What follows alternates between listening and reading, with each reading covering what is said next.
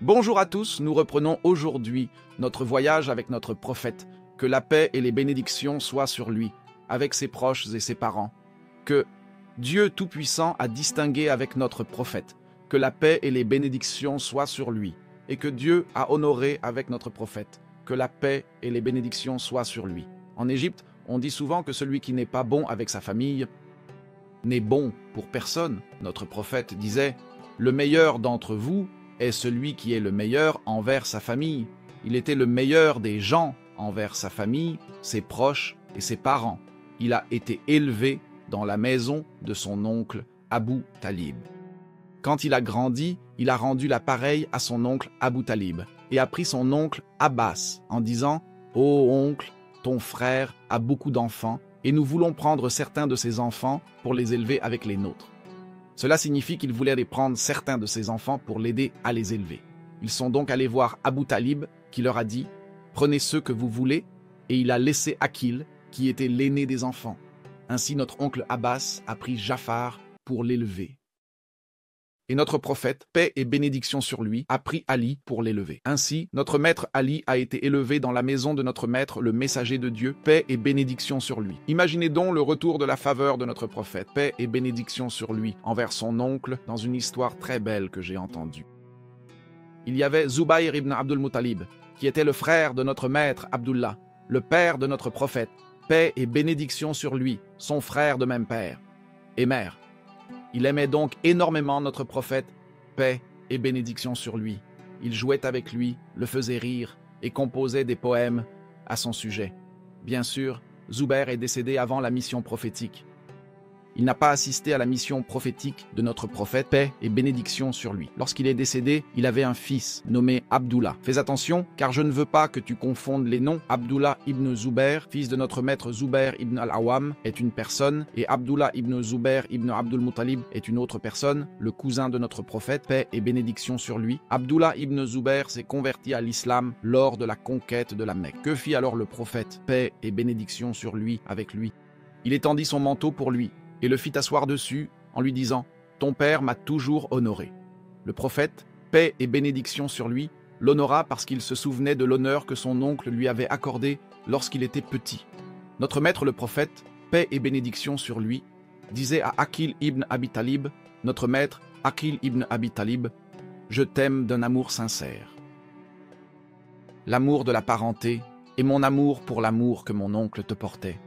Je sais que mon oncle Abu Talib t'aimait, donc je t'aime pour l'amour que mon oncle te portait, et je t'aime parce que tu es proche de moi. Car notre maître, le prophète, paix et bénédiction sur lui, avait une relation d'amour avec notre maître Aqil ibn Abi Talib, que Dieu l'agrée.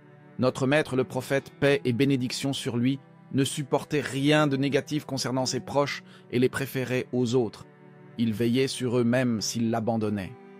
Quand notre maître Hassan ibn Thabit est venu, c'était un grand poète, le poète du messager. C'est lui qui a dit à propos de notre maître le prophète, paix et bénédiction sur lui et sa famille. Tu es né exempt de tout défaut, comme si tu avais été créé selon tes désirs. C'était donc un grand poète. Il voulait satiriser les Quraysh, alors regarde ce que notre maître le prophète, paix et bénédiction sur lui a dit. Il lui a dit « Oh Hassan, c'est ma lignée », ce qui signifie que tu pourrais satiriser un homme qui a un lien de parenté proche avec moi. Prends avec toi Abu Bakr, car il est le plus savant des gens en matière de généalogie.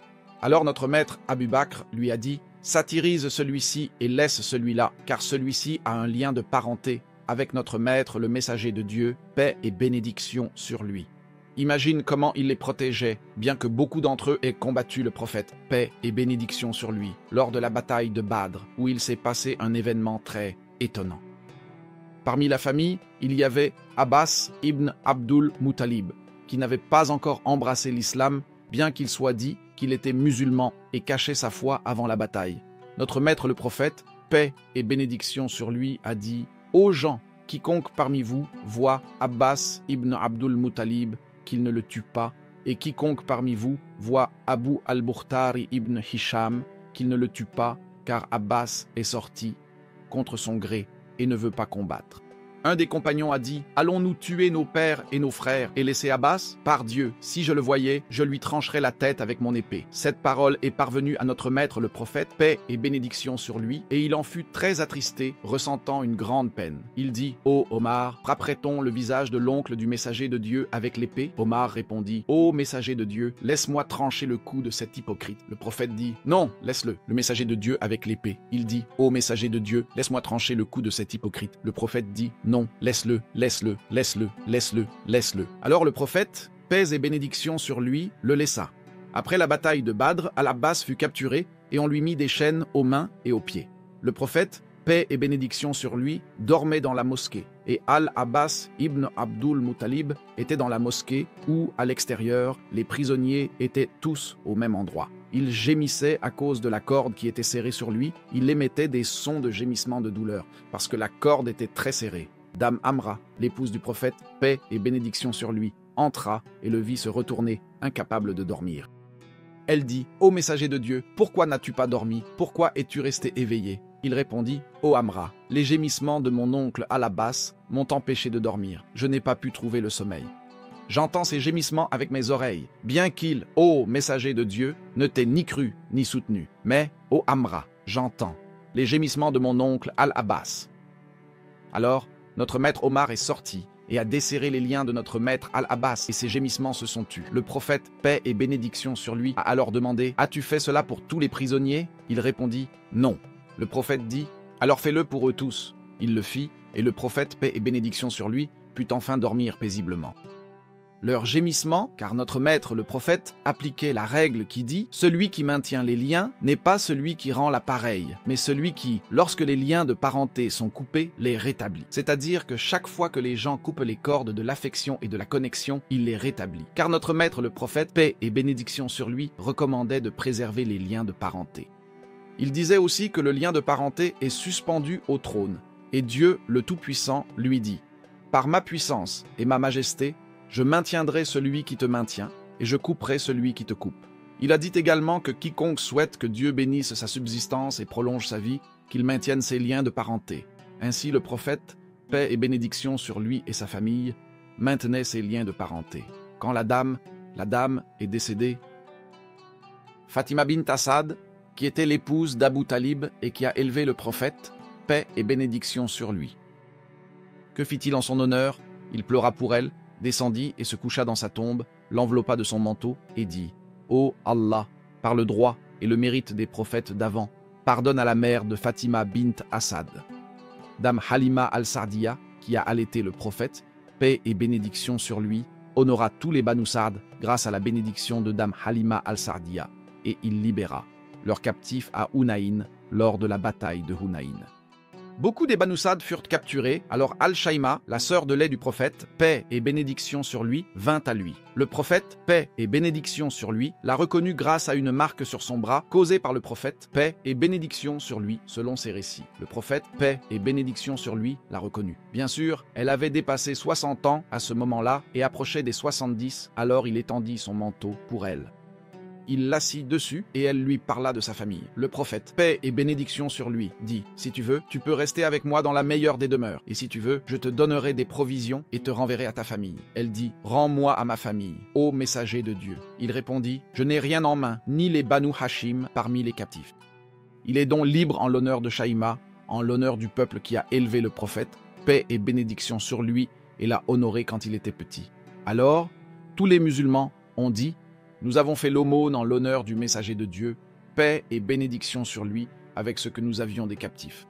Chacun de nous qui avait un captif l'a libéré pour l'amour de Dieu, en l'honneur de notre maître, le messager de Dieu, paix et bénédiction sur lui.